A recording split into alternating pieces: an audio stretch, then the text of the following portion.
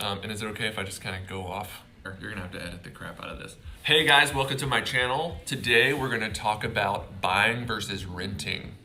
And I am not an accountant. You have to put that in the video. I mean, you just wanna think about like, where is your money going? When you rent a home, literally your money goes nowhere. Like you are almost just flushing your money down the toilet. Stop flushing your money down the toilet. So you have to pay to live somewhere. You can either pay to rent, you can basically pay to borrow someone else's property for a while, or you can pay toward your own property. When you're renting, you pay your landlord, and basically you are just paying their house payment for them.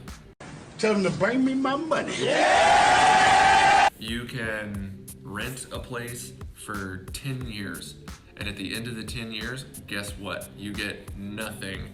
If you own your home, you still have to pay to live there, right? You have to pay your principal, interest, property taxes, homeowner's insurance, like we talked about in a past video. But the difference is you get a few things. So first, you get back the principal that you paid off. You don't have to pay that back to the bank when you sell. You also get to keep all the appreciation. So if the house grew, which in Austin we can expect it to grow about 6 to 10% a year, you get all that. But there are also tax benefits of owning a home. So you get to write off various components of your housing payment and your housing costs, which you can definitely not do renting. So let's say you paid $2,000 a month for rent. That is $24,000 a year. Let's say you rented for 10 years and your rent never changed, which is not realistic, but let's just say it never changed. So that means you paid $240,000 of rent. Imagine at the end of your 10-year lease, your landlord was like, you know what?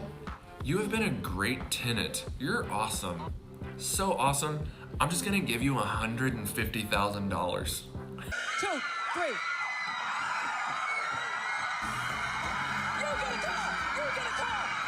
Like, that's kind of what it's like to own your own home.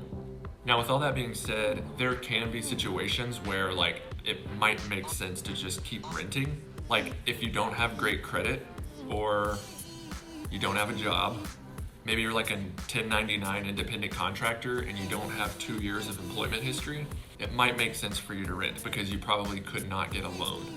And also, like, sometimes it comes down to like a lifestyle decision. Austin, for example, since that's where we live. Let's say you wanted to live just like smack in the middle of town and you don't care if you have to live in a rat hole 1-bedroom apartment, right? Like it might make sense for you to rent because you can probably find something pretty darn cheap. Also, if you don't think you're gonna live here for very long, my kind of rule of thumb is like, if you're not gonna stay in your home for at least 2 years, it's probably not a good decision to buy something.